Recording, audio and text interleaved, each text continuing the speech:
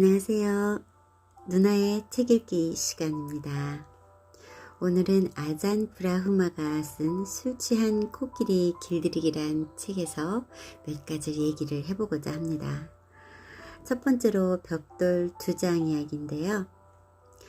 가난한 수도승들이 돈이 없어서 인부를 사서 절을 지을 수 있는 형편이 되지 못했습니다. 그래서 수도승들은 벽돌 한 장 한 장을 쌓아서 절을 짓기 시작을 했죠. 거의 절이 완공되어 갈 때쯤 돼서 그만 2장의 삐뚤어진 벽돌을 보고 말았습니다. 그렇다고 해서 그 벽돌을 다시 쌓을 수 있는 그런 상황도 아니었고요. 할 수 없이 비뚤어진 2장의 벽돌을 쌓은 채로 건물은 완성이 되었습니다.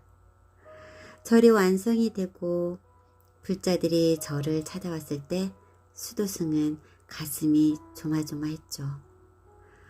아, 불자님들이 저 비뚤어진 2장의 벽돌을 보면 어떻게 하지? 뭐라고 설명을 하지? 라고 걱정이었죠. 그래서 늘 가슴이 조이고 고개가 땅으로 자꾸만 수그러들었습니다. 여러분들은 이 상황에서 어떤 것들이 보이나요? 네, 2장의 삐뚤어진 벽돌보다 보지 못하던 것이 있었죠. 998개의 아름다운 벽을 말입니다.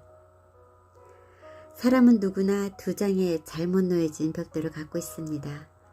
그러나 우리 각자 안에서 완벽하게 쌓아 올려진 벽돌들이 훨씬 더 많다는 거죠.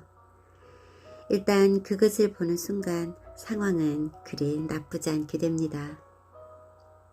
그때 우리 자신과 평화롭게 살 수 있을 뿐만 아니라 우리가 가진 문제점에도 불구하고 상대방과도 행복하게 지낼 수가 있는 것이죠.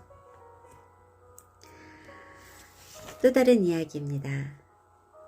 1970년 중반과 1975년 사이에 남부 베트남과 라오스와 캄보디아가 불과 며칠 간격으로 공산주의자들의 손에 넘어갔죠.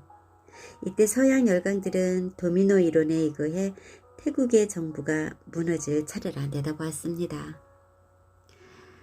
그 당시 태국의 총명한 대학생들은 정부에 대해 화가 났죠. 그래서 공산주의 게릴라들을 지원을 했습니다. 그러나 태국 군부와 정부는 3가지의 해결책을 제시했죠. 첫 번째는 자제입니다.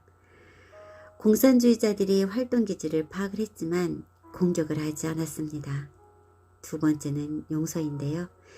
태국 정부로 전향하기를 원하거나 단순히 무기를 버리고 자신의 고향이나 대학으로 돌아가기만 하면 어떠한 처벌도 내려지지 않는다고 했습니다. 또한 공산주의자들이 태국 군인들을 공격하거나 몰살할 때도 자유롭게 놓아주었습니다. 세 번째는 근본적인 문제 해결인데요. 공산주의자들이 근거지 근처에 새 도로 건설을 해주고 재포장도 해주었습니다. 그뿐만 아니라 수백 개의 작은 저수지와 관계수로도 건설을 했죠. 이로 인해서 가난한 농부들이 이모작을 가능하게 했고요.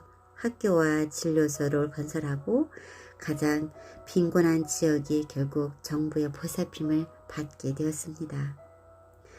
1980년 초가 되자 공산주의자들이 거의 사라졌습니다. 그 공산주의자들의 지도자들도 투쟁을 포기한 후 그 지도자들은 정부의 주요 요직에 채용이 되었죠.